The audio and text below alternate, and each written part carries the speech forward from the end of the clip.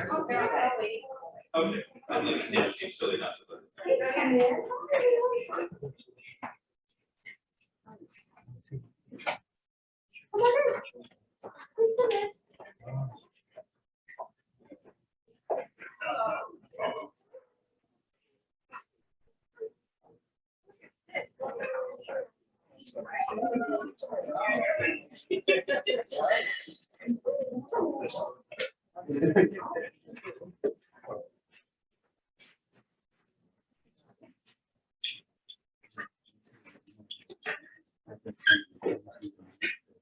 Okay, well, I'm gonna just, I won't join it, but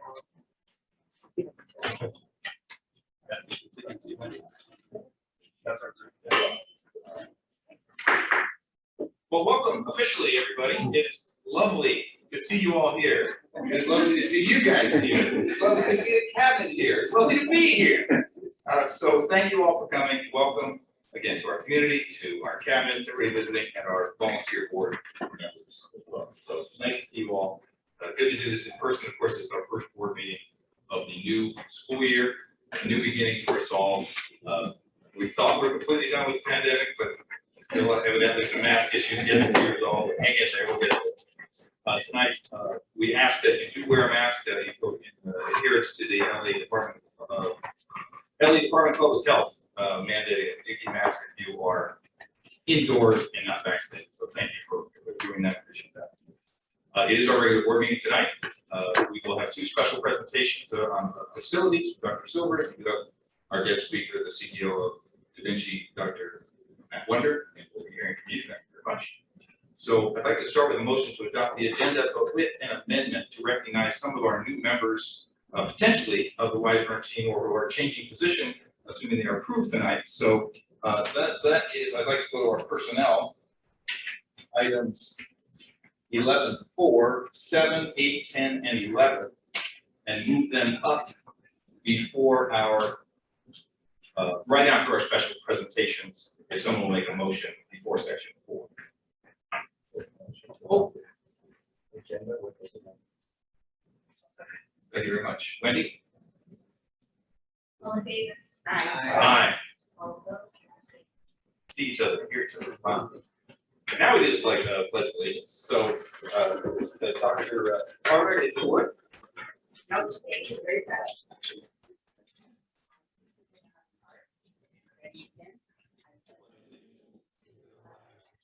United States of America stands one nation under God, with liberty and justice for all.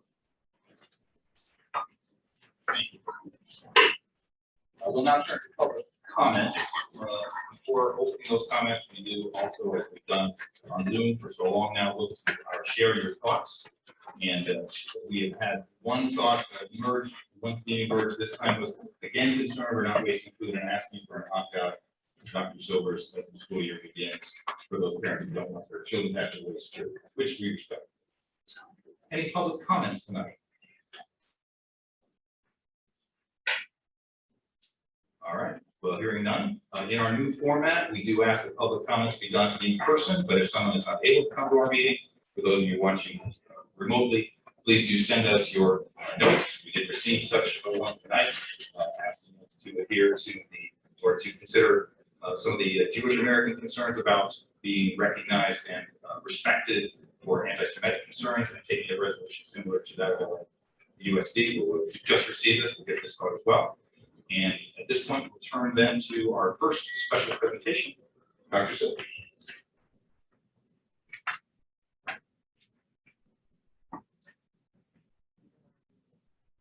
You want to bring them? We can do that. If it's just minimal, we can bring approvals up for. Oh, sure. Okay. If you guys are comfortable with that. That's what you need, right? Yeah. Then sure. Let me let you guys get the vote. So yeah. That's right. So let's do that first. All right. So let's look first to. And by the way, this is our first time. We don't fully have our equipment yet for the full streaming, so we're doing kind of a hybrid. So we're going to have some hiccups and bear with us. Let's start with 11.4. approve our district coordinator DEI and compliance. Dr. Ingram, can I have a motion, please?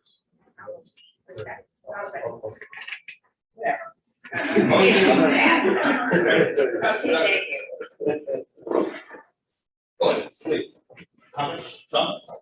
I just, I think I want to tee up, I think we had, 11.4, 11.7, 11.8, 11.10, 11.11. Yes. And just say that I'm, really excited to, and honored to work with people in our organization who've been dedicated for so long. We're able to see folks that have been in our organization that are moving up in our organization and or over in our organization to other jobs, taking on leadership roles within our organization. So I just wanted to thank those who are out there today and recognize that. I'll turn over, I think Dr. Google also has some words to share.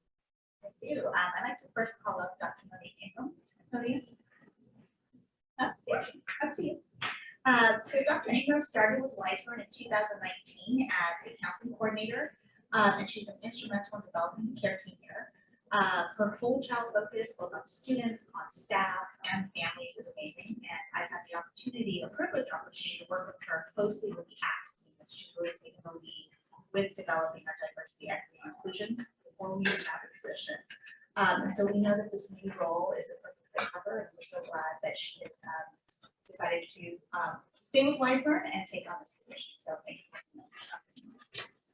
Thank you. I wanted to thank the board and Dr. Silvers and our Weisburn leadership for this opportunity. And here with my husband, Jamal, and I want to thank him for his support of me as well, and my son, as well as my family and my friends who support me. But as Dr. Dugal said, I stood here a couple of years ago as an intern counselor and was able to share my gratitude that the Weisburn community just has such a strong emphasis on supporting the whole student. And so I'm grateful for the extension of that in this position and just the opportunity to continue to collaborate with our community to grow our district, including our partnership with the so thank you. Well, we certainly appreciate you. We want to recognize you, but before we do that, we better vote and make it official. So Wendy, if you would. Aye. Aye. Congratulations.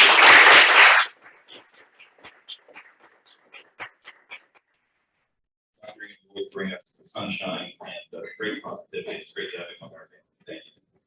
Let's now move to 11.7, approve assistant principal summer grades. Motion, please. Motion. Thank you. Second. Thank you. Come on up. Going along with the theme of our rising our own folks, is someone was hired in 2006 as a teacher at Dana Middle School and then transferred over to 138 in 2014, and she's been there since. Has several different roles. In 2018-19 was the STEM specialist at 138. Has been project legally trained, and we're honored and excited that she's going on to her next school in Weisburn as the assistant principal at Korea Middle School, Korea Elementary School. I'm so excited about this opportunity. As Dr. Google said, I've been part of the district for 15 years and have had so many amazing experiences and opportunities throughout. And now I'm just very excited for this new opportunity to join such a dynamic administrative team. So thank you very much for all of your support. And I can't wait to see what happens next. Well, let's make this one official too, Wendy. All in favor? Aye.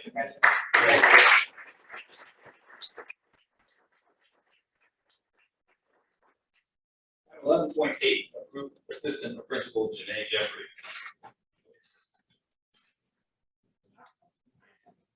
Vote. Vote, Janae. Great. So Janae, since 2007, a special education teacher at ANZA.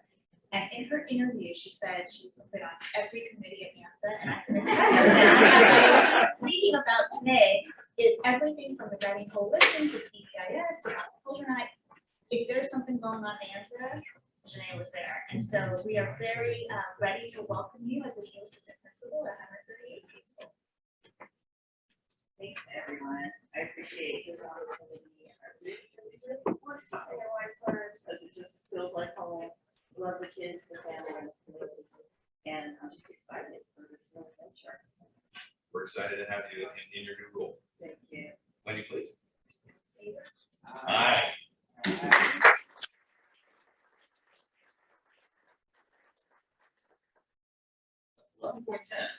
teacher on special assignment for elementary teachers.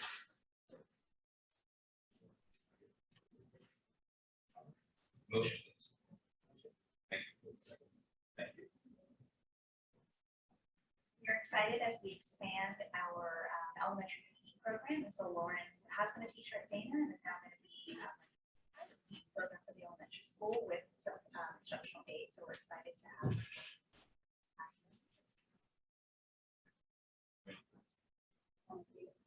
All right. You and your. And now 11, which is appropriate because it's 11, it's 2, and there's 2 here. Approved teachers on special assignment balanced literacy, Alanya and Lori. If you want to come on up. Motion. Thank you. Thank you both. All right, I'll start with Alanya. So Alanya was hired as a substitute teacher for Weisler in 2004 and taught her first full-time position in 2008 at 138th Street, then was at Dana in 2010, and since 2011 has been at ANSA. The experience that Alanya you bring from not only multiple sites for Weisler, but also outside the district as well, I think is a great fit as our new TOSA for balanced literacy. So thank you. Thank you very much. I really appreciate the opportunity. I've been ingratiated to you. I love working here and I'm excited. So,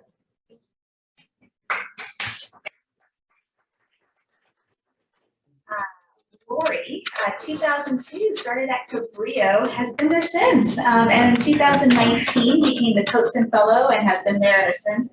I will say, Lori, is even when you talk about writing, I get excited, and so when you're sharing what kiddos have done in classrooms or what you've done, something with teachers, it gets me excited about writing, and so we are ready to welcome you back as our TOSA for balanced literacy. Hi, Stephanie, thank you. I believe that every student is an author and illustrator, and I'm just humbled to be able to do this. So thank you so much. So grateful to have you both. Wendy, please. Hi.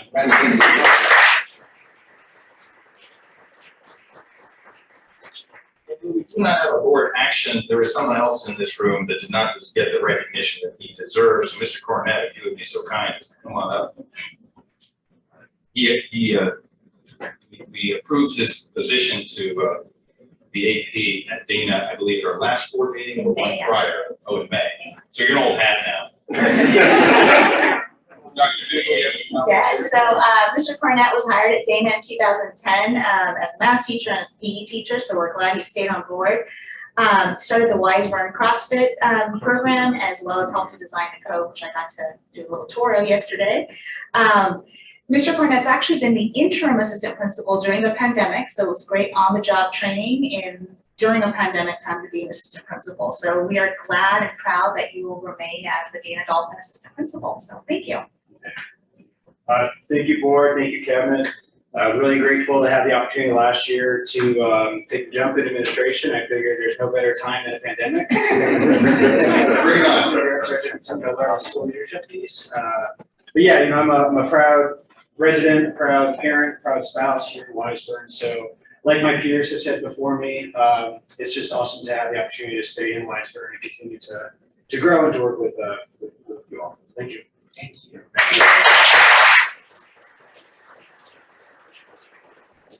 Monique, Summer, Janae, Lauren is not here, Alanya, Lori, and Kevin. Again, thank you guys so very much. We are so proud of you. We're so fortunate to have you. We're not happy that you're creating holes everywhere.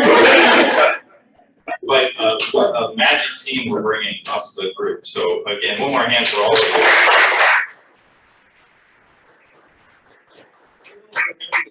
And you're welcome to stay, but if you'd like to hit the road, Jack, you are more than welcome. Go watch a Dodger game. Again, thank you. It's amazing to have people promoted from something like this. You're your best. Congratulations. Congratulations. Yeah. Oh my God. Wow. All right, we'll move now to our special presentation number 1. And thank you for that suggestion of the order. That was appropriate. Thank you. Yeah. Well, then you, Dr. Silver's going to talk about facilities. So, So a little bit of a facilities update. I will maybe defer to Dave throughout this, but just wanted to, we spent some time reviewing our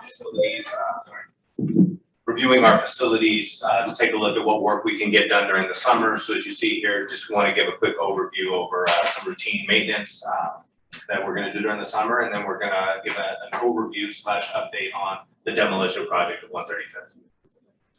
So first we looked from a facilities perspective, that's where we'll start. We looked at projects, priority 1, which was safety, priority 2, which was regular routine maintenance, and then priority 4 was the project, which is the demolition site, or the demolition of the aviation site. So it begs the question, what happened to 3? We just prioritizing, we took 3 out. Okay. Because we didn't have enough money for So project categories, I think 3 will show up here. Just is going to be, there it is. 3 is deferred maintenance. So we'll use that as needed. But really looking at safety, wanting to prioritize safety issues, health and wellness issues on the sites as we bring students back. Looking at some routine maintenance that needed to be done that we just haven't had a chance to get to yet. Resource improvement, which we're working on now with Dave in terms of tools. In terms of any materials that our custodial and or grounds crew, et cetera, may need to do their job more efficiently. And move on, that's just so as we went around our school sites, you can see to the left and to the right that there were several issues. And what we were trying to do was make sure that areas that could pose a risk to human beings, whether it be a trip and fall hazard or a potential rolled ankle or something of that nature, that we wanted to address those. So we did full comprehensive walks of all of our school sites, and we found things like this. And so just, you see there on the left, the picture of the Anta planter. Well, there's 2 of those, and they have the same problem, which is this lip that was actually built in. It was part of the design, but it does pose a pretty significant trip hazard. In fact, it's been a trip hazard. And so in order to fix that, we're actually going to place benches around that island or around that planter box so that we could then protect the lip.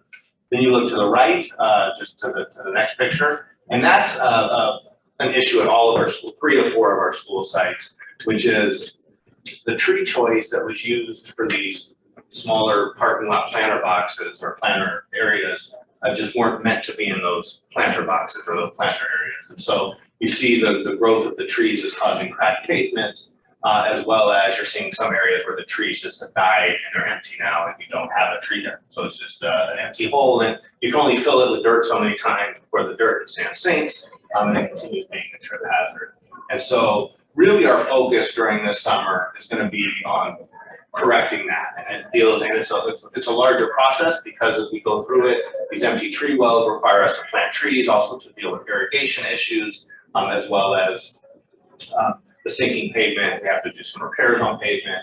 The planter benches, let me just go, I'm going to go all the way, actually just go to the next one, sorry.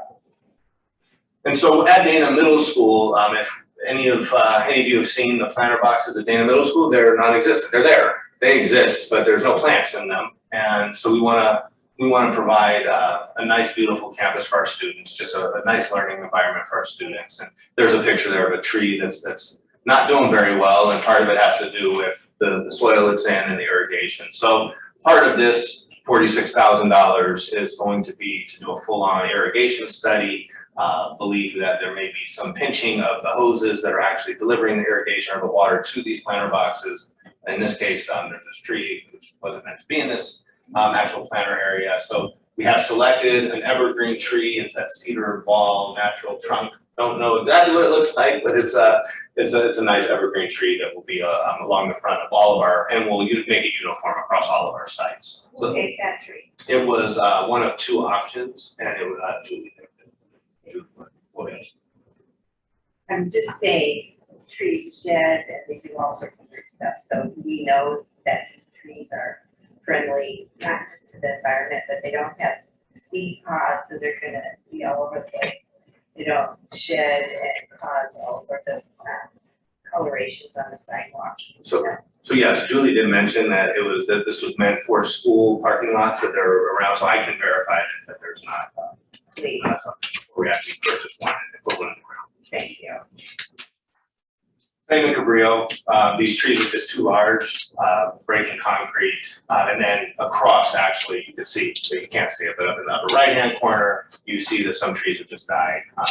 The cone that only does so much, people still trip, it's still a trip hazard, so again, looking at irrigation, looking at replacing trees, planter boxes just to beautify the campus and also make them safer. And go through the same process. And then we're gonna do some deep cleaning work. And so part of the summer project, so as those other items, we're gonna be outsourced. We're bringing in a company to actually look at irrigation and to bring our plant life back to our school sites. A lot of this routine preventative maintenance and or deep cleaning is gonna be done internally by our maintenance crew. So we have gum removal. Gum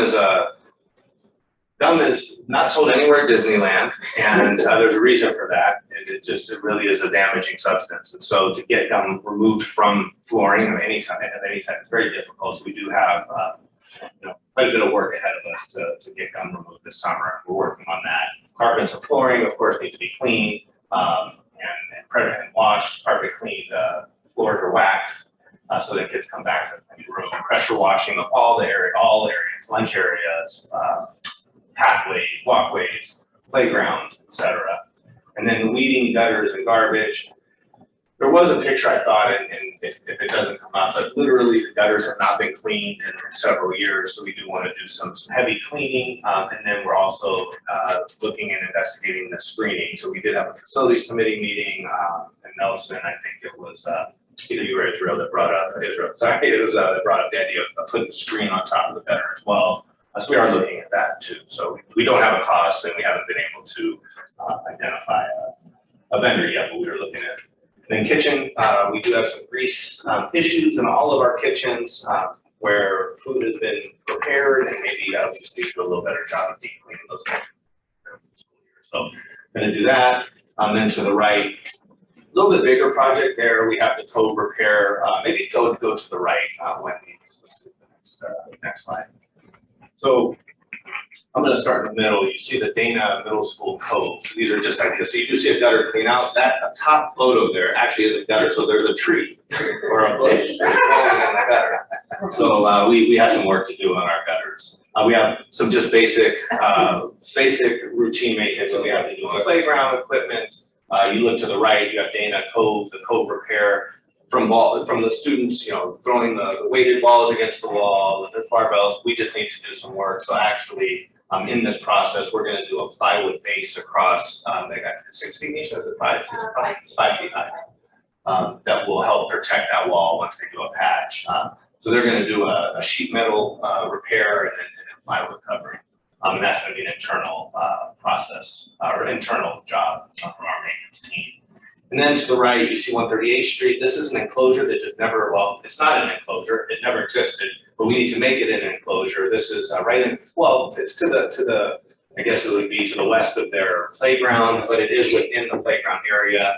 And it's a trip/bump hazard. So we're gonna go ahead and gate that and make sure that that's secure as well this summer. And then little small projects. This is in the multi-purpose room at Dana, just an example of some of the work we're gonna do this summer. That is along the back wall of the Dana NPR. It's a tack board or a pin board, and you see it's just spraying, and we just need to do some beautifying of our campuses. Right, and these are the infamous wall balls or ball walls that we've repaired and repaired and repaired and repaired again at Dana Middle School, and they just this is the state of affairs. So we actually have found out that there's a better material. Obviously, an ideal would be some CMU or some brick. It's very expensive, cost prohibitive, somewhere in the neighborhood of $45,000 to $50,000 plus the SA approval each. This is actually going to this requires no foundational work. They're going to remove all of the plywood, all of the framing, and then replace it with a material, wood-like substance that actually, or a wood substance that actually is meant to be in the marine. Basically, it's a marine grade of some sort wood wall. And then also the coating and the paint that's gonna be used to cover the wall is gonna protect the wall much better. So instead of sort of the patching, we're actually gonna redo it and clean it out from top to bottom. So this will look really nice on both walls. That is on our agenda tonight, and I just want to mention to the board that what I didn't understand it is rebuilding from the ground up, just keeping the base. It's not patching. Thank you. And then we'll get some. Right. And then, and so then we're gonna move on to, our demolition project. And Dave, you wanna do a quick intro? Yeah, so I have Matt with Erickson Hall, the firm that we've selected to move this being a demo, the old being a demo. And Matt, you wanna say a few words? Were you prepared to say a few words, Matt? Absolutely not. Happy to be here. I'm Matt Gates, president of Erickson Hall Construction. We're currently working down at Hermosa Beach, doing their bond program. And Julie reached out to us and we've done some preliminary work and participated in the RFQ process. We're excited to be here. Thank you. I appreciate it.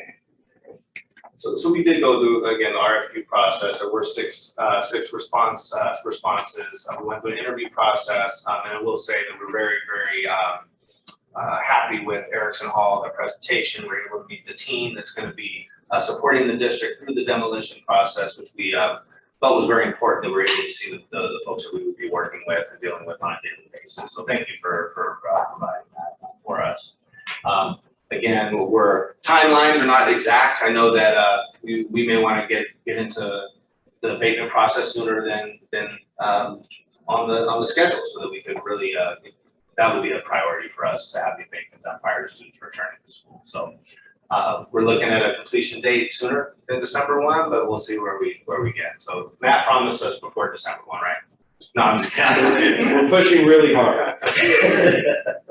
Dave, anything else that you wanted to add? We did an initial walk this morning, the abatement person to come in and he felt like it's gonna be ready to go. They want to start, it's approved tonight. They're ready to go on Monday morning, so we are not wasting time.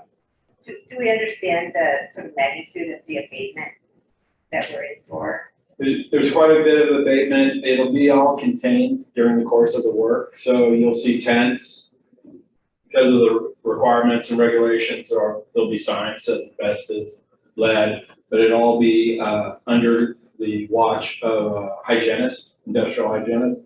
We'll comply with all the regulations and make sure everybody's up to snuff and doing it the right way.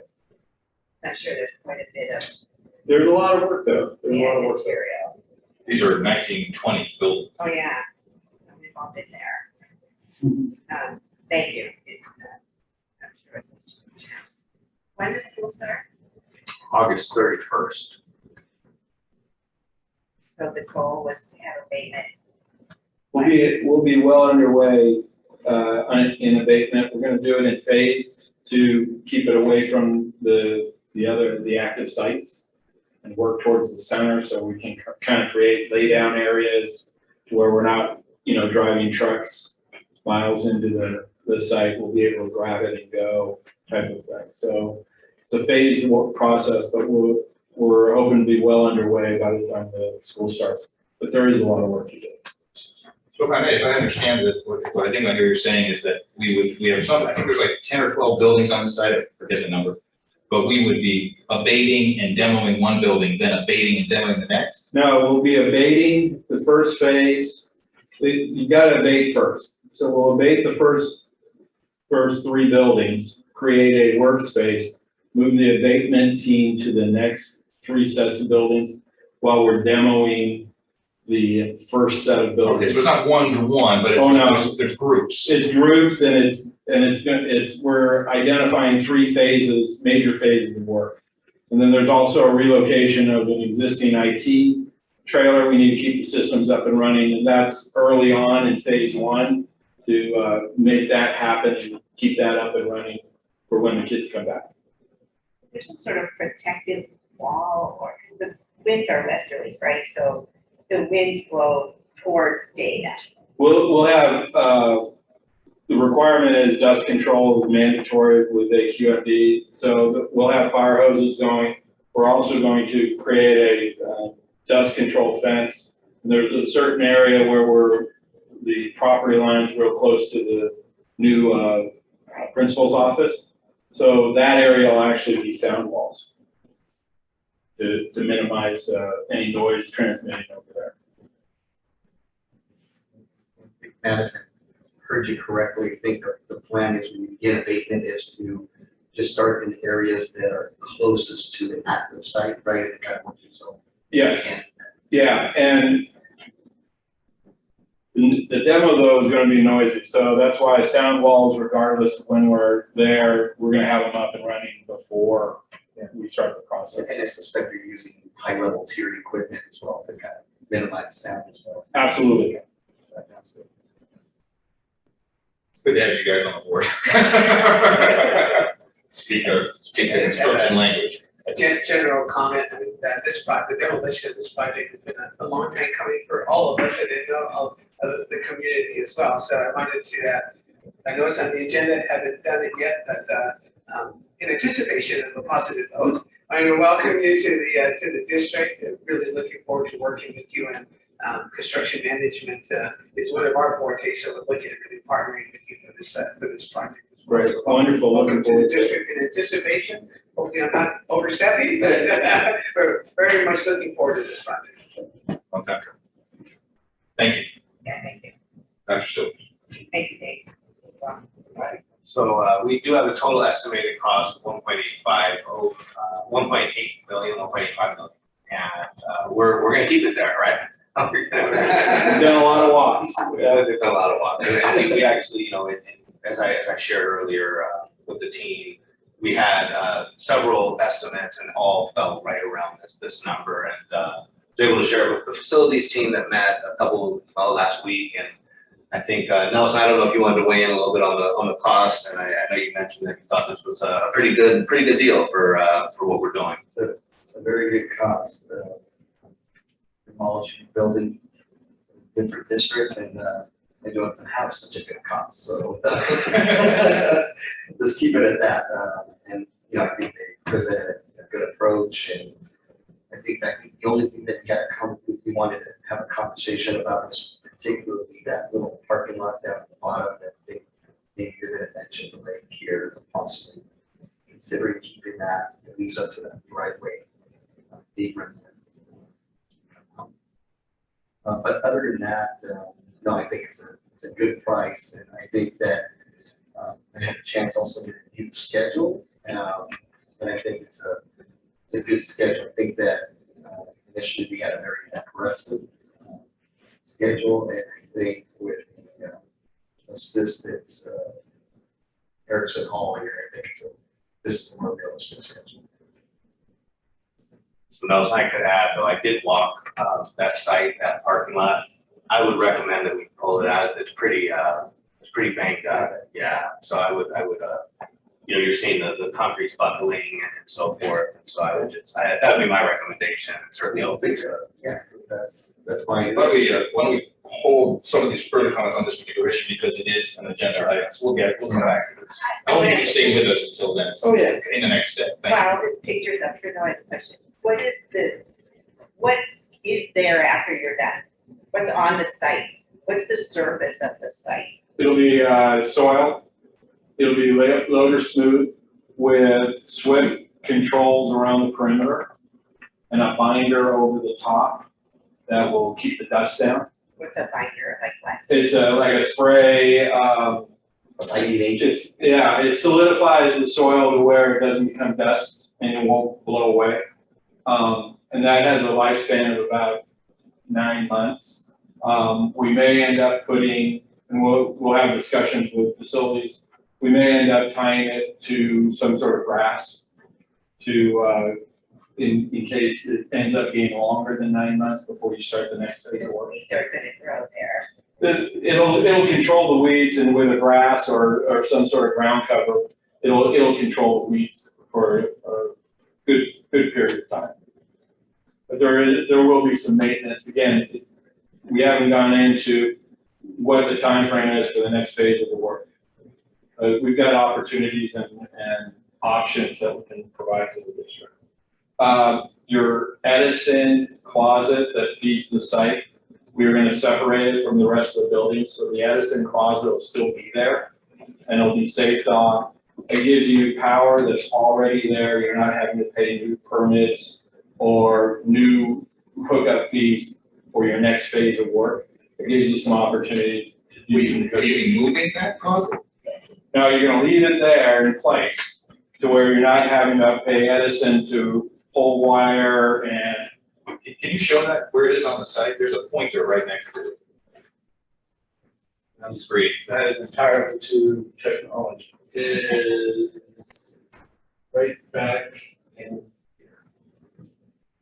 your Edison closet. So you've got underground coming in and feeding that, and then that branches out and feeds the rest of the sites. And how high and big will that be in this otherwise vacant land when you're done? It'll be about a 10-foot tall building. It'll be basically a block building sitting in the middle. But it gives you, taking out the power is roughly about $50,000-$60,000. Bringing it back in with your next phase of work is probably $150,000 minimum.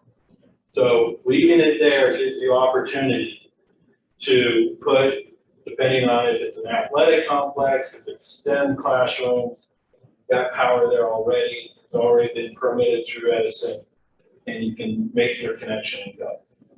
It's a huge savings on your next phase of work. And it's interesting, I mean, they're doing, I want you to ask you a question about the parking classes. Yeah, your comment about the parking lot. You said you want to keep it, or I thought. No, I don't. No. Oh, I'm sorry. We discussed that, but it sounds like Blake could. Well, Just walked in and. some of this may get collateral damage anyway to make it even more degraded during the course of the work. Because we're gonna use this area for our trucking, turnaround and things like that. And that'll also keep your dust control down.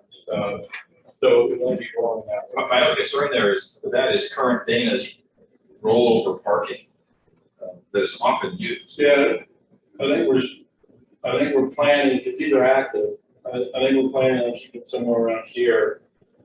Good. But this part is open for. Yeah, the question I had What we is, were looking for was to expand that. yeah, you know, I'll bring it in farther. Yeah. because there's an apron, driveway apron right around. Yeah. So we were thinking if we could keep that section of it, but if it's So in go that, all the way to here. yeah, because it would make sense. The closer you get to this area, the more degraded it gets, it really does, so. Yeah. Yeah, that's closer to where people are going. So, Joanne, I think that that's the question that was raised in the facilities, and we've actually asked, I think, like, Dave to hear some all about. Once this site is demoed, there's gonna be some maintenance required.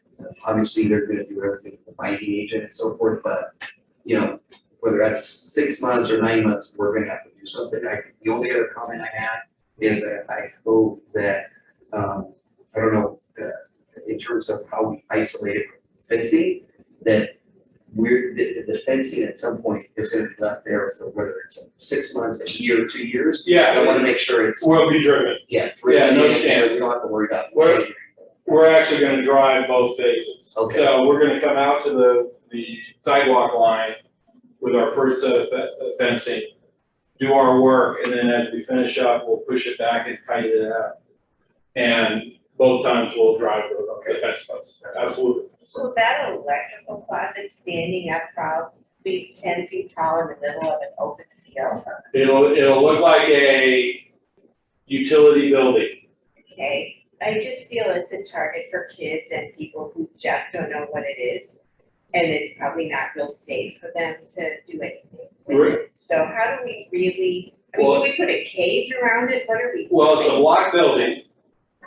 And the existing door has already been kicked in quite a bit and it hasn't completely failed.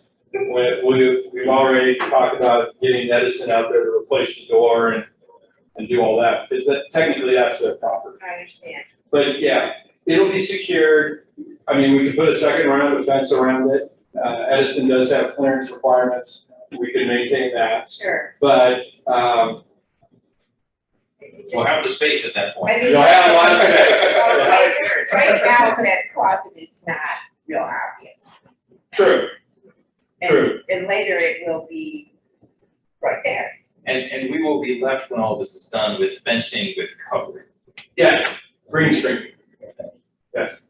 We'll see when we get to it, but you know what I'm saying, Yeah. kids, if anything that's already out. Right. It's a. Oh, yeah, it'll be, sure, yeah.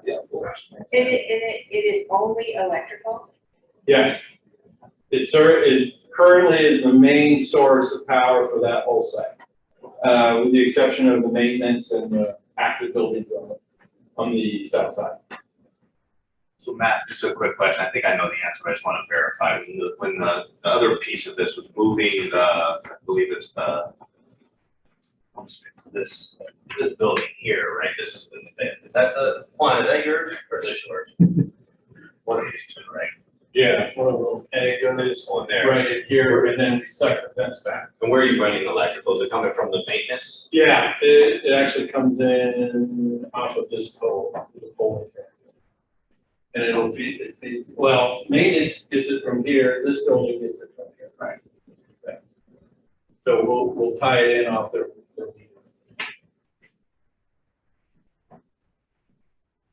It might be we're prepared for all these questions.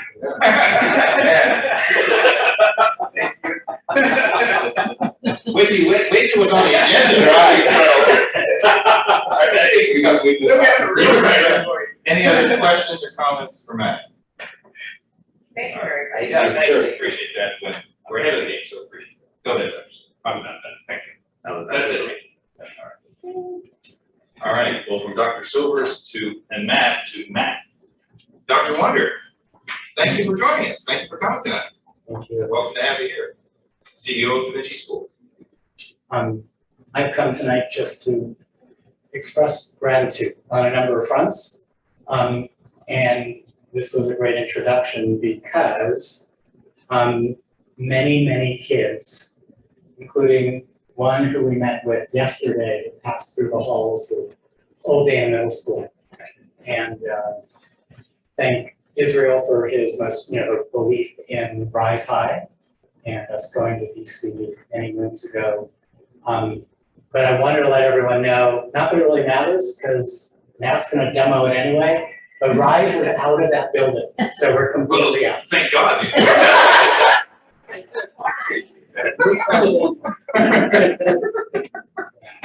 So wanted to express thank you for letting us be there. Thank you for the opportunity. You literally brought thousands of kids.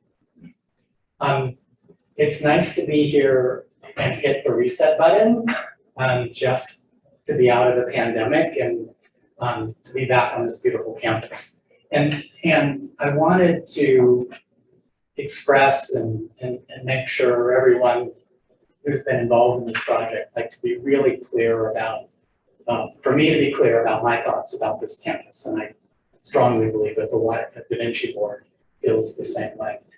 And that it was really through a brilliant piece of property purchasing, like got this property at the bottom of the market, if not at the bottom of the market. And the project was just brilliantly done. And now I think we all evaluate the middle of like hitting the bottom of the market coming out, construction costs soared exponentially. But to no one's exclusion, I just wanted to thank Roger and Nelson and Dave and many others who managed this project, saved millions and millions of dollars. And I know we have some work, and I'm really confident together we'll figure out how to complete this campus. But to be super clear, without the expert construction management, I think this building would be in a very different place. Last kind of audible, I wish Lori Cariaga was still here. Dr. Silvers and I attended a meeting. I'm not great at putting events back in time, but we were at a meeting to talk about what if we could collectively start a high school that students could earn an AA and a bachelor's degree. And this comes on the heels of a road trip I remember with Mr. Martinez, where we talked about, like, look at the cost of college and could we start a DBX? And so we did that. But at this meeting, Lori was there, and she was looking for an opportunity for her daughter, Kylia. Kylia came to us in her sophomore year of high school, and just last month earned her AA degree, and we think she'll earn her bachelor's degree by the end of next year. So this partnership works. Super grateful. Got some real wisdom from Chet Bitkin, who's always been here for us, sometimes not visible, but always supporting Weisberg plus Da Vinci. And he said, sometimes things aren't perfect, there's no perfect structure, but it's the best one we've got, and I think collectively we are serving kids in a really beautiful way. So thank you. We look forward to a joint board meeting. I know Dr. Was that? We're overdue. We're overdue, yeah. So, anyway, thank you so much. Thank you, Mark. Appreciate it. All right, well, again, good to have you here. Let's now go to our committee updates. And Roger, 4.1 and 4.2, any items there for us on the county committee and LA County School Trustees Association? Yes, thank you, Neil. I'll start with the County Committee for School District Reorganization. No update on the committee itself, other than moving forward. The choice blocks have now been incorporated into the Weisberg Unified School District, just making that is, you can never stop celebrating. Yeah, that's a wonderful thing. But at our 70 years plus that fight. It was a long one. 70 years to make that happen. It's magnificent. Just as a follow-up, I think from 2 board meetings ago, I made a couple of comments, Dr. Silvers, just in terms of making sure that we got the word out to the choice block residents. I think they know, but some residents may still not know, is that they no longer need a permit, both for Weisberg, but also for Da Vinci schools. So I wanted to just follow up that we've been making that outreach to them, especially as that enrollment comes up. Some of them may have not been as involved with the campaign like some of the petitioners. We don't want them to miss out on an opportunity, even though they're already authorized to come in without a permit. If we can make an added effort there, that'd be greatly appreciated. And item 4.2, we have the LACSA, that's the LA County School Trustees Association. Their last meeting was on May 24th. They held elections. The new incoming president to serve that body is Ms. Cindy Wu. She is, like I said, the new board president for Mountain View Unified School District. So she'll be stepping into that leadership role. And the new vice president is Mr. Robert Hidalgo, and he's from the Roland Unified School District. That was the main body of the meeting on May 24th. Look forward to attending some more meetings at LACSA and some of the programs that they're going to be putting together. That's all I have. Thank you, Roger. Next is 4.3 Weisberg Ed Foundation. I serve as that representative.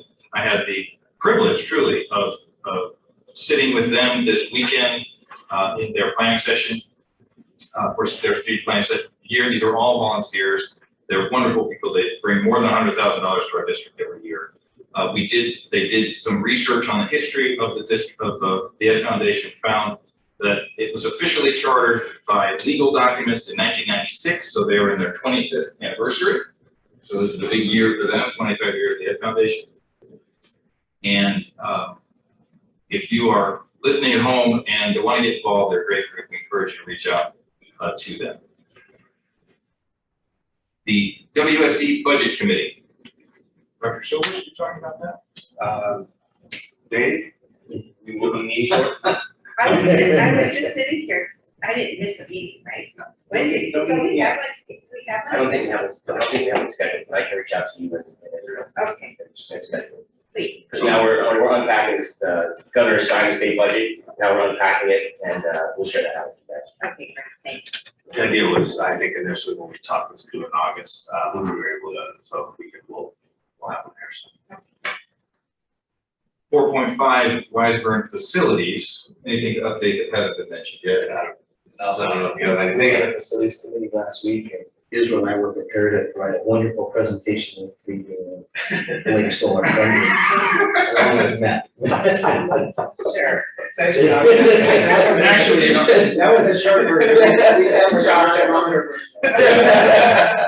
actually, in all sincerity, thank you for vetting all of this, because this is significant dollars are at stake and big decisions, so thank you both. So I guess thank you, Blake and Matt. I would add, if I may too, and I know it was, Dave's gonna actually share, during his presentation, a little bit about, you know, there's two projects, obviously, the 135th Aviation Site, one of the conversations we had with, and the soccer field, which is the berm, you know, behind, in between the gym and the 201 building we're sitting in. And so, you know, at that point, and looking at the cost of the 1.875 million that the demolition is gonna cost, it was a recommendation to the facilities committee and then to this board that we hold off on the soccer field for now. Dave's gonna go over some numbers with us, just so you can see why. And then hopefully, you know, we'll see where we are at the end of that, and me and Matt had some conversations recently about maybe some other creative ways that we could help fund this field as well. So more to come on that, but just wanted to share that. So bottom line, we are wanting to ensure we do not exceed that 1.8 bid, Matt, so that we can have money for the field. So that's in all candor, they are related, so I appreciate you coming. 4.6, recreation and community update. I think we have an update. We had a scheduled recreation committee that we had to postpone. So I think we're gonna schedule that probably sometime in August. In August, and actually I've been hit and miss with Carl from the county. I was hoping to have a meeting with him prior to that, to the recreation meeting, so that I could bring some information from the county related to the lease at their site, the you know, our joint use agreement, exclusive use agreement, and then figure out if there's some avenues for so that we could then utilize more of the baseball fields there. So more to come, but yes, We're awaiting more clarity. we're trying to get a meeting, yes, so yes, to get more clarity. And then DB Strategic Partnership Committee, if you want to mention anything, Joanne. So I have a real easy chance to communicate with one of the DB board members because he's my next door neighbor. And that's Raul Ochoa. So we talk a lot about Weisburn, we talk a lot about Da Vinci, and just in general share information. Because Raul is a parent as well as a board member, another volunteer, of course, and hasn't lived in the community maybe, and so it's as long as some folks like me. And so we talk about some of the history and some of the reasons why things are the way they are. And I think it's really helpful to understand background, just as you look forward to making decisions. And I'm gonna have a chance to meet with another Da Vinci board member next week, Joe Weber. So the Joes are getting together. And we are gonna just get to know each other a little bit over some coffee and share perspectives on schools and how we get along and how districts work together and the charters and so on. So I'm really looking forward to that as well. So I think we're, at least for my part, my goal is to really open up lines of communication, not that they've been closed necessarily, but to actively work on those lines of communication. And look forward to a joint board meeting that I know is going to be scheduled soon. All right, Joanne, thank you very much. Thank you. Now from the board, so Mr. Moore. Just glad to be back and see you in different meetings again. But I have nothing additional. Thank you. Right. Thank you. Just as well, glad to be back. Good to see so many people that we haven't seen in a while. So welcome everybody. Looking forward to the next school year, returning for class in person. I mentioned that because I believe this is the next board meeting, which I think is August 19th. So won't be able to make that. So definitely looking forward to that. I'd like to see just in the future, one of our agenda items, perhaps we have a follow-up on the master plan discussion, just for some project priorities that similar to facilities committee. We mentioned a couple of times the soccer field here, the Delaware site, and just other needs of the district. Let's see if we can move that forward in one fashion or other, just to start looking ahead with regards to, like, for example, what to do once we demo the field, the project that we'll bring on Erickson Hall for. So those types of things. That's all I have. Thank you. Thank you, Roger. Roger, can I just get clarification? So with that, are you asking that we bring in LPA or more of an internal discussion first? More of an internal discussion, that I think 2 months ago, we approved the facilities master plan. So maybe just a conversation as to where we're at in terms of finances, what can we afford, what are our options now, what are we gonna do with that document that we approved there? If we could find some folks with facilities or construction management experience to bring to the meeting, that would be very helpful. With my two board members on there. And I would just, make another comment, we have to either keep it finding money, because we need money. Thank you, Roger. Nelson? I also just share the same comment, echo the same sentiments of my colleagues. Just glad to be back in person. Continue that way, going forward. Thanks. I wanted to say a couple of things. One, I'm once again so proud that we were able to uplift and promote so many of our existing employees into new roles that they've studied for and prepared for and would have had to leave the district perhaps in many cases to fulfill their ambitions professionally. And I think it's just a wonderful message to the employees themselves, to other young folks in the district, to our community that we can promote from within and really encourage people to learn and grow as part of our community. I just find that remarkably satisfying as a board member and as a community member and a parent and so on. Anyway, thank you for that, for making that possible. I think that's great.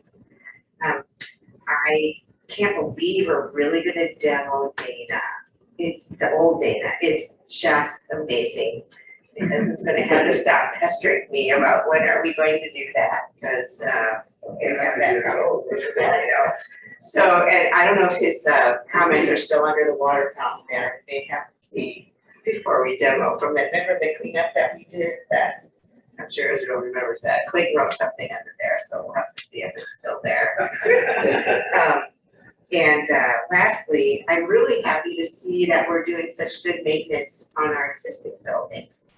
Because I think as we do come back to school, as we're talking about coming back in person like we are here tonight, when our students come back to school, they'll see a well-kept, a brightly welcoming facilities. Safe facilities, as you said, is the highest priority. And I think it's a real thank you to the district, to our community, and a compliment to our staff and our students to provide for them facilities that are neat and clean and fresh. So I'm really glad to see budget going to that, and I'm happy to see that those priorities are in place too, especially as we bring people back. So, and that's it. Thank you. Thank you. For my thoughts, I am thrilled we are moving beyond 2021 to 21-22. That was a very challenging year for everybody. Thanks for hanging in there, everybody. I'm disappointed to learn that we are now going to be needing masks indoors on starting Saturday night, and the state and county have much more to tell us about masks relative to schools for next year. So I'm sure that will change multiple times before our next meeting.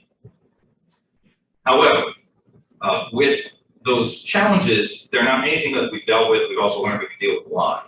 So Dr. Silvers and I have been talking that this is the year from moving from defense to offense, from reactive to proactive, from pandemic and problems to planning, progress, and possibility.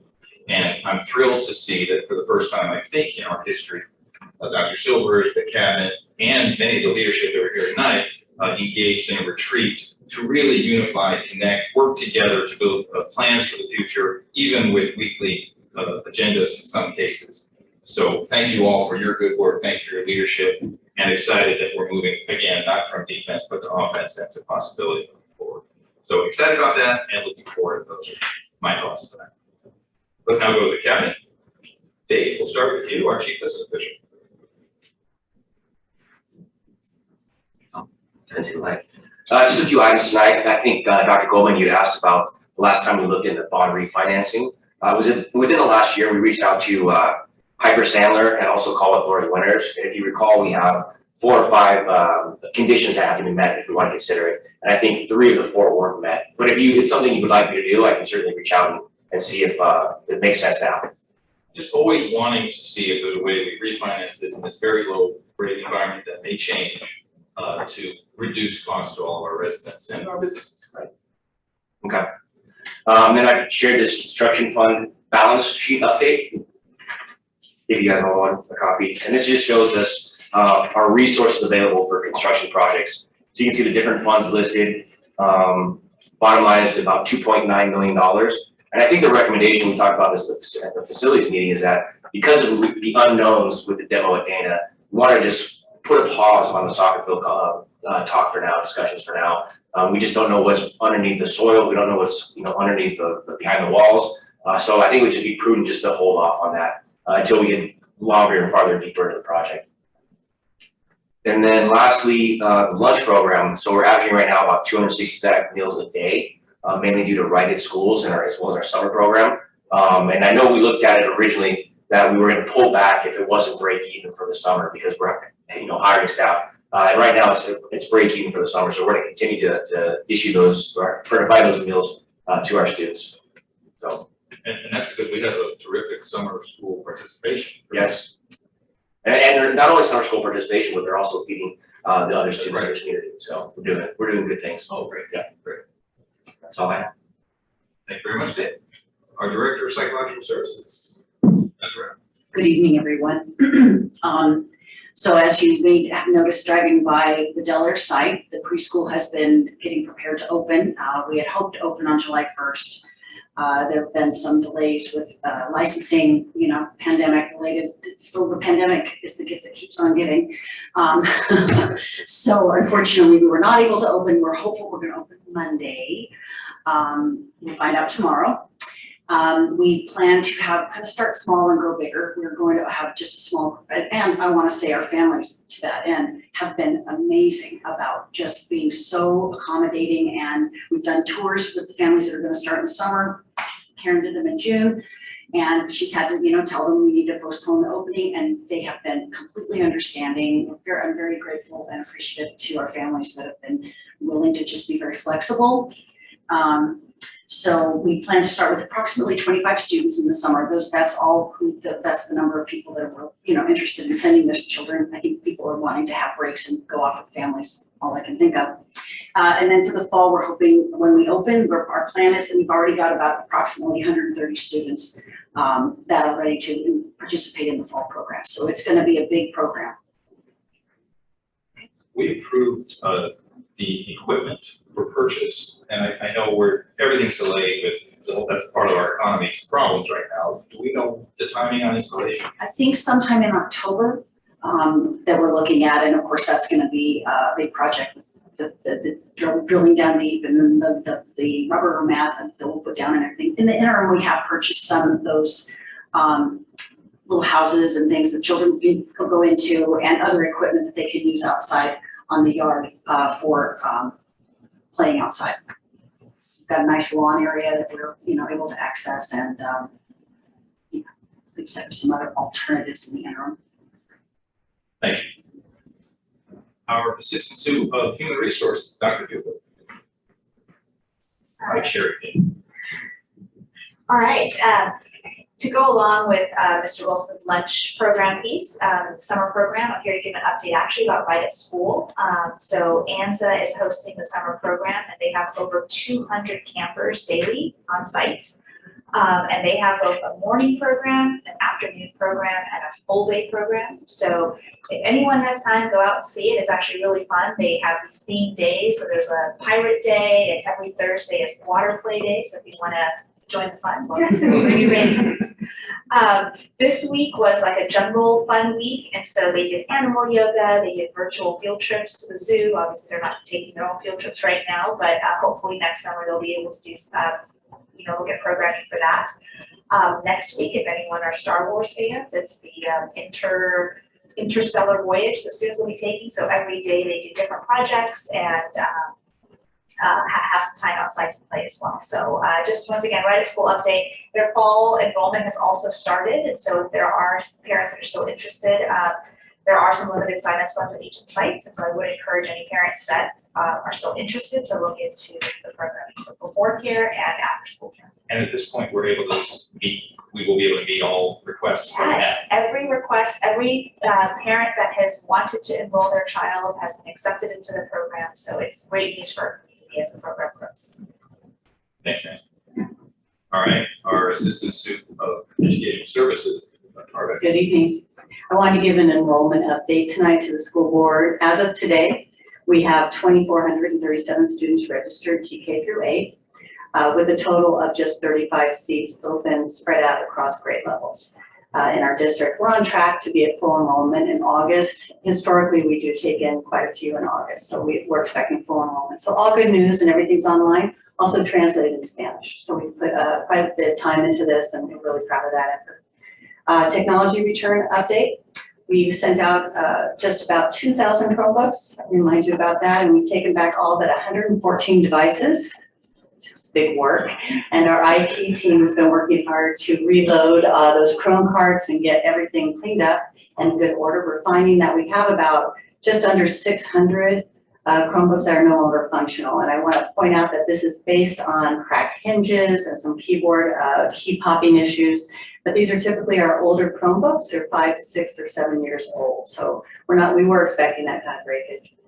We've just received 500 new Chromebooks that we ordered previously, and we're working to determine if we'll need more. So our team is together on this, and we are on track also to support all Chromebook needs in the fall. So that's all good news. And just a quick summer school update. We're closing our first session tomorrow. We'll start our second session on Monday. And between summer school and extended school year, we'll be serving just about 221 students. We're finding our attendance is very high this year with our students, and we have 18 teachers working together on this effort. Really proud of that, that the sessions have gone so well. A big thumbs up to Ms. Masterson, who's done a great job this summer. And that's my update. Thank you, Ms. Burner. Thank you all. Love to see you. Dr. Silvers. Superintendent. So I was gonna talk about the retreat that we did as an administrative team. No, I can steal your thunder. I'll do it. I do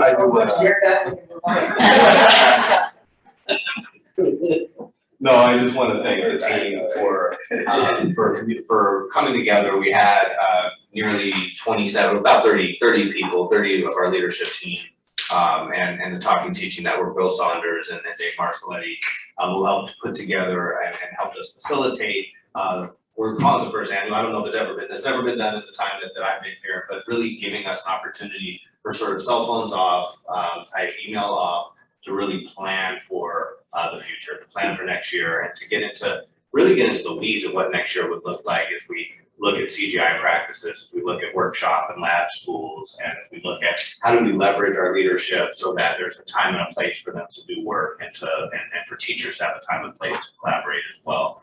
So it was really exciting 2 days. It was a really, it was a tiring 2 days, mentally draining, but at the end of it felt really, like we felt very accomplished and really, really prepared moving into the next school year. So I wanted to share that with the board. Look forward to continuing that work. We're going to do a reboot, or maybe not a reboot, it would be called, but a jump start, maybe we call it. In August, we're going to get the leadership team back together again, recap what we did over the 2 days, and just be ready to start the school year. So again, excited about that. Thankful to the team. And I think I've talked enough, so I've talked about facilities. I can move on. That's it for me. All right, Dr. Silvers. Let's now move to item 6 on our agenda, 6.1, regular minutes from April 15th, meeting 2021. May I have a motion, please? Thank you, Nelson. Oh, sorry. Go ahead. Thank you, Roger. Yeah. Joanne for deferring. Any comments or questions about the minutes? Thanks. Aye. Thank you for putting those together. Action items, facilities. Together or separate? We need to take, You're skipping. I'm trying to move us along. Item 7, yes. I went to 7.3, or you went to 7? Let's do them in 7.1, please. You have a motion? Thank you. Wait a second. 7.1, didn't skip that, sorry. Approval designation of Karen as the district rep for California Department of Social Services Community Care licensing application for the district. No questions? One comment? Well, I can just make a quick comment, maybe, like, we add, this is what we hired Karen to come in and do, to really lift this program up and off the ground, and she's doing it wonderfully. So I don't know if Peggy, if you want to add to that, but really happy. No, I just, with all the hiccups and bumps that have been happening, she's just really been pushing along and, we're grateful for the work she's done. And Karen's been in our family for a long time, so it's good to have her. in this Joey role. was 3 years old. Karen was his first preschool teacher. And Joey's now 63, so.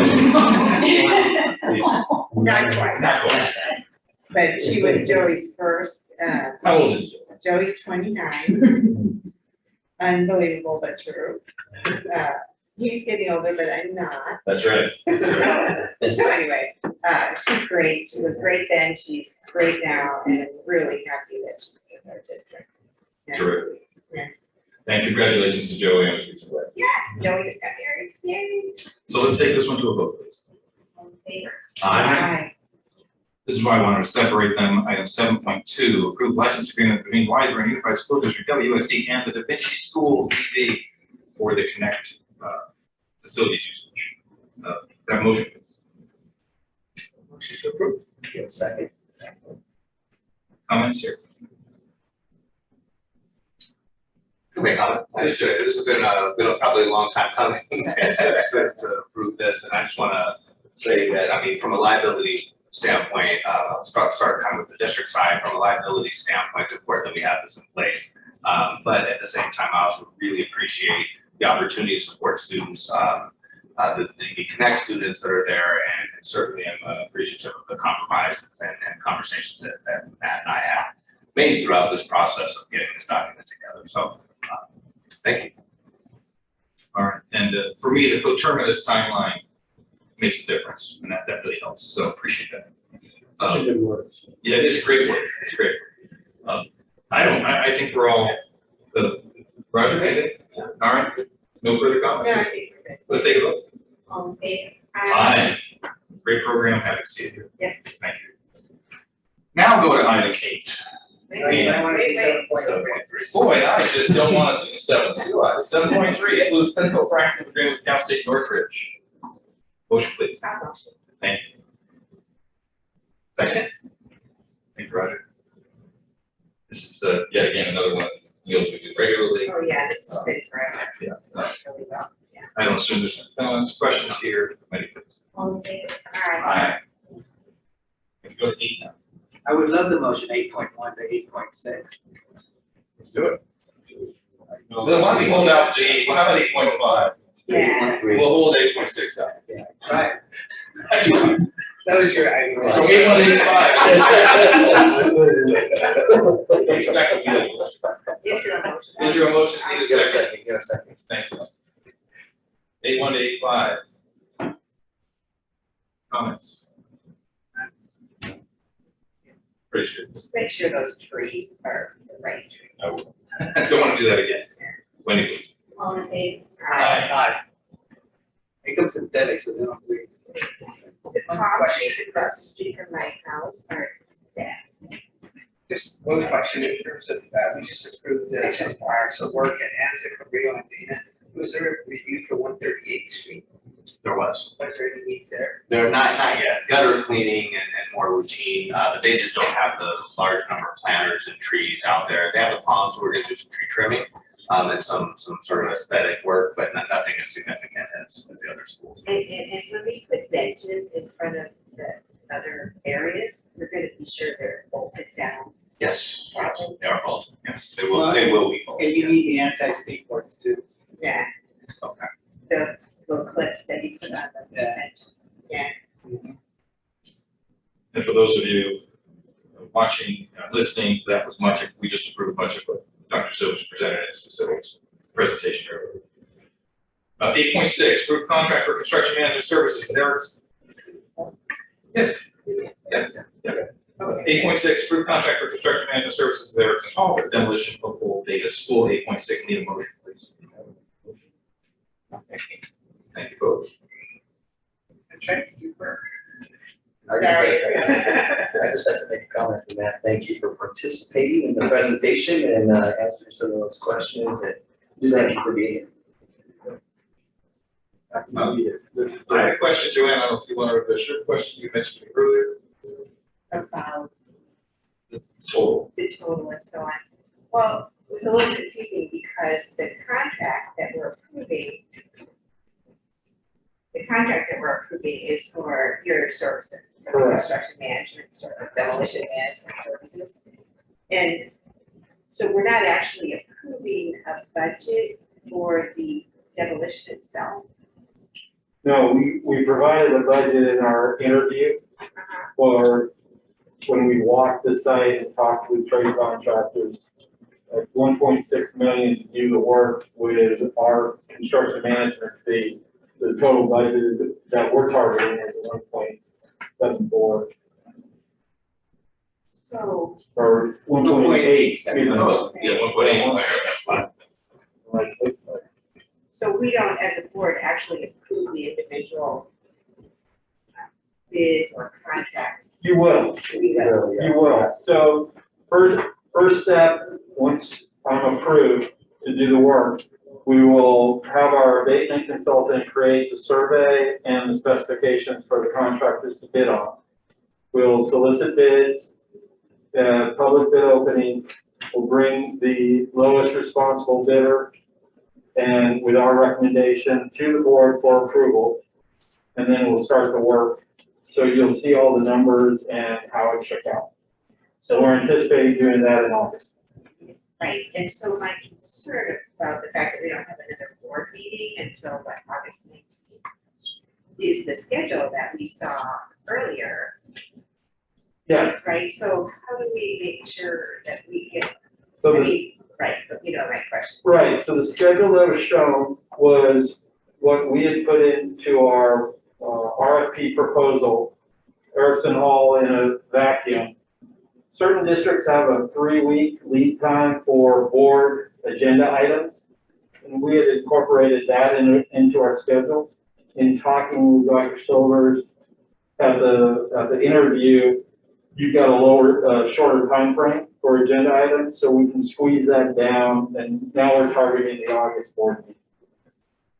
But that's where that original schedule came from, with our experience with other boards and their lead time for agenda items. I think the clarification, the abatement starting Monday, did you approve that already?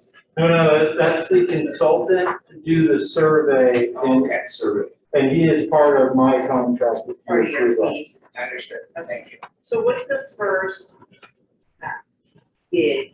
So when you start getting bids in to arrive at this 1.874, what's the order? So the next board meeting at August 19th, are we gonna see everything else? Our goal is to have everything else at the next board meeting, your demo and abatement trade contractor, your wet utility contractor, and your electrical contractor.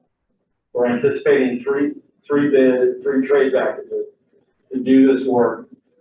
And we're right now, so Monday we'll start the survey, create the abatement specification. As that report is finished, then we'll do the advertisements to our bidders, we'll do the job walk, and we'll do open the bids in time for hopefully your August board meeting. It's close. We're within a day or so right now is what we're targeting. Yeah, because there's lead times for posting posting. There's a 10-day notification for the abatement, so depending on who we get, we'll be doing that, or we'll place the 10-day notice for the contractor. Well, and we also have timelines on what we can get on our agenda. Right. Yes, and that's kind of what, so the original schedule that you saw out there was us with 3 weeks for agenda items and things like that. So for the abatement and so on, we still need approvals from like the air quality, for air quality and all that sort of stuff, or how does that work? There'll be a 10-day notification prior to the starting the work, and we've included that into our construction side of the schedule. So pending board award. We can put the 10-day notice in, we can start the mobilization, the fencing, the sound walls. We can't do the abatement until after the 10 days. There's a lot of stuff going on, a lot of moving parts. I think we should be prepared for a special. Yeah, I was gonna recommend that because the other item, you may have it incorporated in your schedule, is that once you have the bids, usually it takes some time for contract execution and insurance and all that. And if you're moving on that, and if we can develop a special board meeting, because we might comment to Blake was if there's any way to try to get somebody's abatement out of the way during the summer, that's of course home run. And so I think to Israel's point, we would have to like consider a special board meeting so that we can help them in their schedules. So. Yeah, I totally agree with that. And so I don't want your work to be limited by that August 19th board meeting. If by meeting sooner, we can help things go faster. I'm not so sure though, because it sounds like we need a certain amount of. I think it could be after that. It's after the August 19th. It's after the It August. may be a day or two after that. We're real close. We have a statute, a big time frame that we have to follow. And then we also have to have the abatement report and specifications created where we can bid off it. And there's time frames for that lab and that sort of work too. So we'll have a better idea on Monday as we start the abatement survey as to what we can do. Do you feel that, given the state of construction and vendors and so on right now, because things are so busy, do you feel that you have, people will be available to bid and? For this type of work, yes. Yes. Your summer sprints are finishing at Okay. your other districts.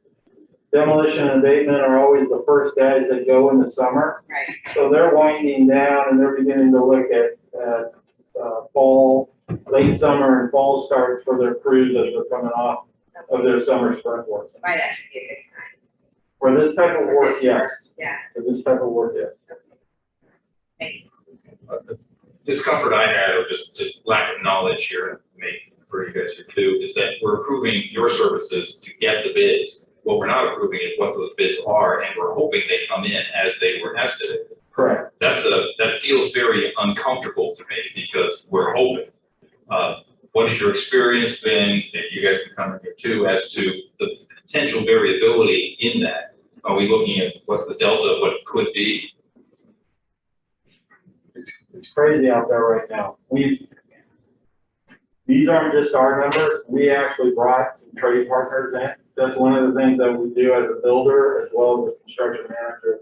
We'll bring trade partners in. We've walked it with a couple of demo guys and they've given us rough numbers. We've built in some contingency for unknowns. And Oh yeah, what was your percentage contingency? What did we use? I had 10%. 10%, thank you. Yeah, I was 10%. And then there's also a couple of allowances we're carrying just because we weren't quite sure what you wanted to do with the code. Great. So there's some ability to move things around. If we can get 5 bidders in each trade, it's a home run, because those guys will just feed off each other and get to the right number. And that's one of the key things, making sure that we generate enough interest to get enough bids to where we know what the real number is. And so you do the interviews, you do the, We'll do the job blocks. We'll reach out to all of our trade partners and make sure that we've got our trade contractor outreach and participation. And if it begins to look like it's light, we're gonna make personal phone calls and we're gonna make sure that we've got enough bidders. Thank you. Roger, Nelson, I know you guys we just tremendously appreciate any further thoughts or comments for us. I just say that I echo his Matt's comments. The market is crazy. You know, a month or two months ago, we would have been talking about crazy lumber prices, and all of a sudden today they're dropping significantly, right? So it's really difficult to get your hands around the market. But when I saw the estimate, which it sounds like Matt is already talking with straight partners for the scope of work. I think that 1.8 number is a very competitive number. And I think that we fortunately, we'll see when the bids come in, but I agree with Matt's comments that these particular trades, we may be hitting the market at the right time, at the end of summer, early fall, and we may have contractors that are ready to work, and that may help us. So, but other than that, it's a game of. A question for you, Matt. You may or may not have got this item already, but in terms of the bids, you said also we have 3 packages. Will you have the bid due date the same day for all 3? Yes. Of the packages? Great. We'll do the job walks with all 3 trade packages, make them, and so everyone's there hearing the same thing. Issue 1 addenda to all 3 packages and go for an opening bid for everybody at the same day. So we can bring recommendations to the board for all 3 at once. And that's where I was going with that. So to try to help and answer the question, Joanne, in terms of what you would know about that 1.874, the total budget, since all bids are due on the same day and not staggered or separated by weeks or things like that. At that bid date, well, it'll be the aggregate of the 3 bids, we'll know our construction costs for that time. We add the construction management fee, and that'll tell us what we're at that. At that point in time, we have an option of whether we proceed with the contracts or not. Because if it comes in above our estimated budget, then based on our finances for the district, we can either choose to augment that budget or not move forward with the project. That'll be the decision for us. How does that work with your company, Max? Let's say, for example, it does come in, Comes in at 2 point something. a bigger number than we can afford. What happens to the contract that we're looking at tonight? You can end it at that point in time, you can have me go back out, de-scope, it's your option as to how you want me to move forward. Okay. And if you just say thank you and have a We good. pay for services rendered and then we call it a day. Yep. Okay. Okay. That's The what we're not contract doing. that's in the agenda actually provides you some of those provisions already. That's one question, Matt, is do you anticipate any import, export of soil? Take a look at that. I'm not anticipating export of soil, but depending on what we see in terms of the underground utilities, if it's transite pipe, potentially there might be some contaminated soil that we'll have to take out with it. But it should be minimal compared to, what you'd be anticipating if it was like oil or something like that. I'm not anticipating anything like that. And you have good utility information, have we been able to provide good utility information on this? We've got some points of connection. We're, in our proposal, we actually have a locating service in our price. Oh, fantastic. We're gonna map it and create a map for everybody as part of the bid document. Okay. And so we'll have our abatement report with a map as well as all the existing utilities that we can find That is great. and put it all together, and they own the whole thing. We'll That is just fantastic. have them do it. Yeah, that is great. Thank you. We are hoping you do not find translate pipe. That we may not find. We forbid you. to find translite pipe. Also, yes. Dr. Silverman, you want to add? I have a comment, as always. I want to say that, first of all, thank you, Matt. It's later on in the agenda, you'll see we obviously have the resignation of our facilities, director of facilities. And so without, Roger Nelson really, and Israel, coming through, but Roger Nelson's expertise in construction has been really tough. So thank you both for taking the time. I mean, lots of phone calls and time was really appreciated. And I know it's volunteer work. We're here. Appreciate it both. Maybe let's take this to a vote. Aye. Welcome back. Welcome. Thank you. Thank you. Welcome, congratulations. Yes. And you came to work with. Yeah. All right, thank you guys, appreciate it. And take any thoughts of translate pipe with you. All right. I'm sorry. And translate, yeah, right. Now we're on action items fiscal 9. How about a motion for 9(1) through 3? I'll motion. Second. Thank you. The proposal committee for children, consulting and consolidated application reports tomorrow, spring 2021. Anybody on the cabinet want to quickly comment on these? On all of them or any of them? Well, the K consulting one for a while. So we talked about this probably a year or two ago. We want to raise developer fees, we need a justification study. And we haven't done a justification study in the past because, $7,700 is the increase in fees, more you're gonna get that money back. And so we do it about every 4 years. And so it's about that time. And so in January 2022, the rate increases and we want to be ready for that increase. So we got 2 quotes. This was lower the prices. And we're comfortable with this consultant. What will we learn from this report? If it's warranted that you can charge developer fees. So you have to show a future need for why you're charging developer fees. And if you can't find that, you can't warrant it, then you can't charge the fees. Because we're already charging.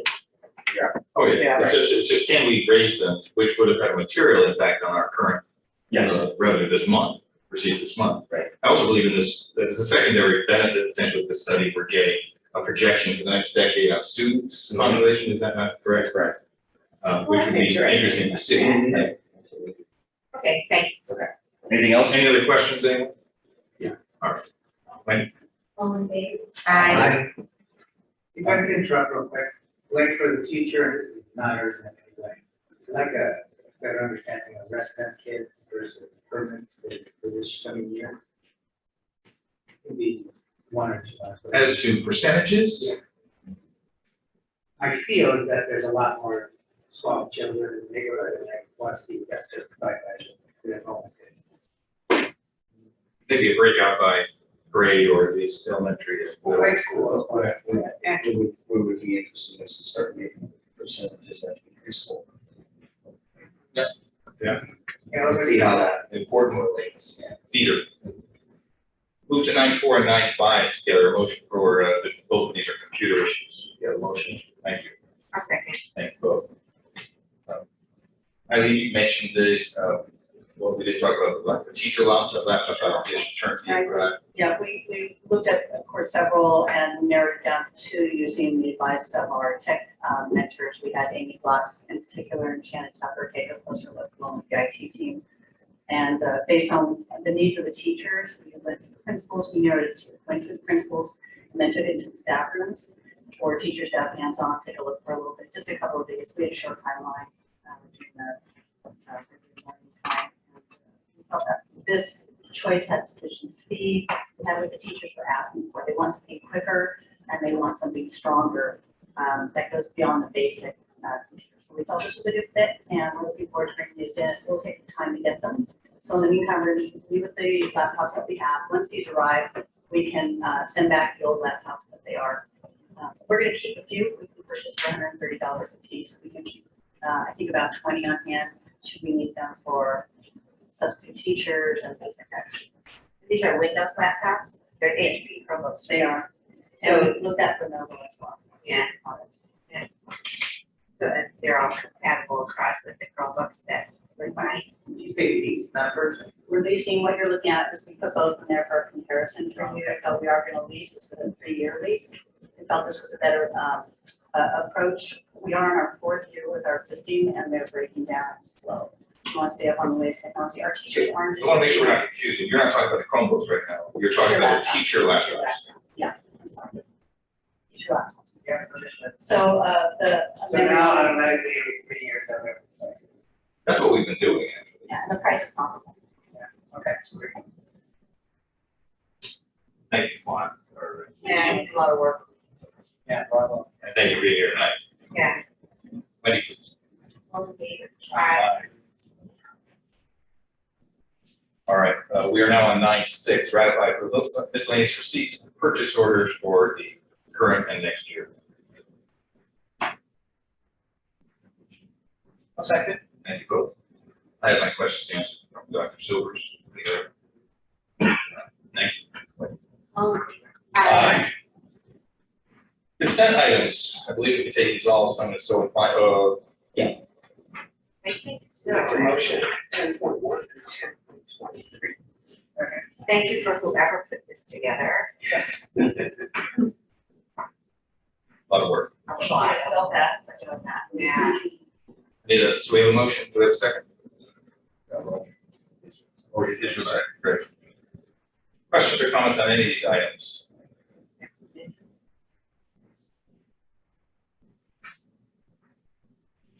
Good. Ready? All in favor? Aye.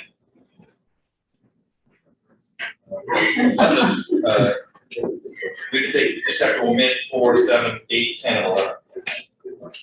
So I'll make a motion to approve all items on section 11 with the omission that Leo just mentioned. Oh, 4, 7, 8, 10, 11. 4, 7, 8, 10, and 11. Thank you. Thank you. Questions or anything that is from the cabinet that you wish to share that we're not aware of by the materials? Board regarding the acceptance of the CF compensation classification study. Are there any questions, or would you like me to give a brief overview? I think we're approving the report. We're not taking a whole lot of action on this, right? We're not taking any action other than to approve it. If you'd like to, if you want to fill in the blanks for us, sure. We're not approving the report, we're accepting. We're accepting, you're approving the acceptance. Yeah.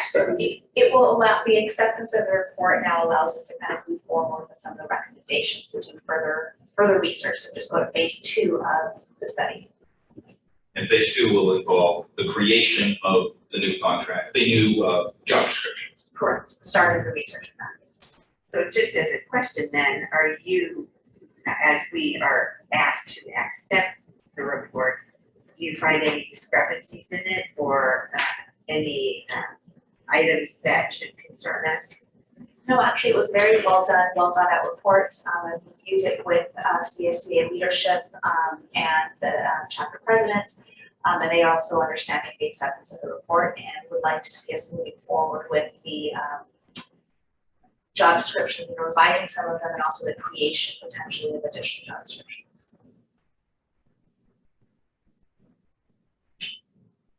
The only item I saw in the report was the enrollment.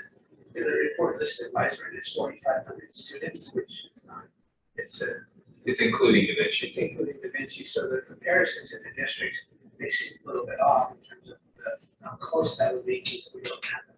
Yeah, so when it comes to classified positions, the district enrollment actually does not come into play in terms of how we look at compensation. So when we look at the different districts, we look to see what the competitive job market would be around.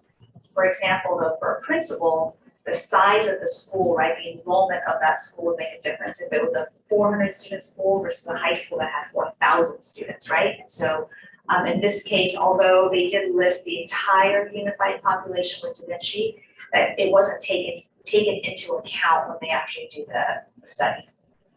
It's just what's reported in DataQuest. When you look up Weisman Unified, that is the enrollment that shows up. So this study, does it stop at job description? Does it look at how many of each position you need?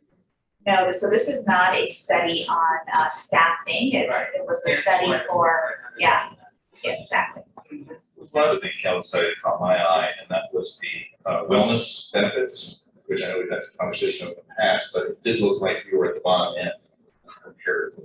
Okay, comments on that. So we look at the health and welfare benefits because we look at a total compensation package sometimes, which includes not only the salary, but also health and welfare. And so in this case, it wasn't looked at specifically because it wasn't part of the total compensation package. But yes, if you look at just our benefits package, it is on the low end of the comparative districts. Yeah. But when we negotiate, you want it on the salary, they don't want it, right? We've had it for 20 years. Exactly, and that's why you look at a total compensation package. Any additional comments, Sarah? Well, I was gonna ask, I know that we had talked yesterday, I think it was, about some of the, maybe look at salaries, just where Weisman sort of fell in this whole process. Do you wanna, I know we had a president, I think you were gonna present something, but if you want. I can just talk about it. So if you look at the study, which is attached to the board presentation, or to the board item, it does give you a salary ranking of like lowest ranking, highest ranking, and what percentage we fell into. And so out of the 18 job classifications, She has it on the screen. If you want to go to my presentation and just go to slide. Keep going, yeah. This one, okay, so this, for every job classification, there's 18 of them. They gave us what the starting salary was, which is column 2, and then column 5 is the last step. And so you can see that they tell us what percentage we are to the Weisburn salary. Something to note, although we ranked number 4, for instance, in instructional aid salary, if you look at the mean, we are literally $15 below the mean. And so what I'm saying is that we're competitive in all of our job classifications. And so out of the 18 that they did, 13 of the 18, we actually ranked 3 or above. And so those were fine. And then 5 out of 18, we ranked at 4, but in all of those, we were less than $100 off of the mean. And so it is very competitive when it comes to overall job classification and compensation. And nowhere, in none of the job classifications did we rank 5 or 6. And so we were always above 4 on any of those. So when it comes to compensation, we are pretty competitive, if not on the high end. So big, especially this past summer, as you mentioned, have you felt because of benefits, have you seen impact on recruitment? I have seen some slight impact when it came to certificated staff. We have not done a lot of classified openings, and they literally just opened up 2 days ago, so we'll see. But I will say even in the spring, filling our classified positions was difficult in terms of just the job market in general, is finding staff members or finding employees wanting jobs at this time. And I guess where I'm going with is, do you think that our low level percentage of benefits is recognized?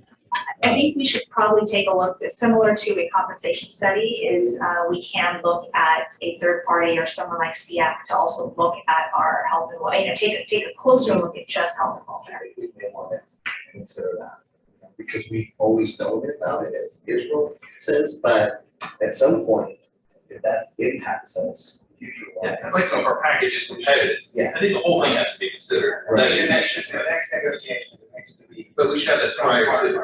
Right. Well, and Israel's point about the salaries is probably why our salaries are competitive, because the choice has always been to put any additional monies into the salary. So we've stayed pretty competitive in that way, but not, And which remind- is represented here. And we also this year did increase and offer vision benefits to all of our employees. And so we have, increased benefits in terms of offering vision benefits for the first time, so. I don't know if somebody does this, but I'd like to see if it's possible, if we know if our package is biasing our applicants. Are we getting a different applicant pool because of what we're offering? That, so by the time we hire, that they're already weeded out. And I don't know that, and we're getting good applicants, don't get me wrong. But I'm just wondering if a different package would also increase our attractiveness. And with classified employees, remember, not all of them are benefit eligible either, unlike our certificated employees and the number of hours they work. And so it is kind of I think that's why Nelson, I couldn't answer a question for you, it would have to be a deeper dive into the entire package. Yeah, remember with certificated, often the husband or wife has benefits, so the person not necessarily gonna focus on it. Right. And so hence, it would affect some of that. Right. So it's not that black and white. I would agree. Yeah. So, And then there's the decision too, it's, the long-term benefit of having higher salaries, retirement, and so that, and then you get to the negotiation table, but definitely I think we understand that health and welfare is very important, and it's enough, and as the percentage, as the increase in health and welfare happens, we need to really take a look at how we're supporting our support. We might have a better idea, because we still have quite a bit of open positions on the certificate, because remember, we had quite a bit of promotion today, which is great, as Joanne mentioned, so we may have a better idea here come So hoping that we can. Absolutely. We will. Yes, we will. Amen. So I think we need to take it to a vote. Yes. Alright. That is the agenda of, all the action, all the action on the agenda. Anything else that somebody needed to address, bring up at this time? The only thing left is talking about the, future events, which the only thing listed we have is our next board meeting, August 19th. It sounds like we may be at least getting ready for a potentially special board meeting after that relative to the demo. Any other thoughts or comments to be made tonight? With that, we will adjourn this meeting at 7:40.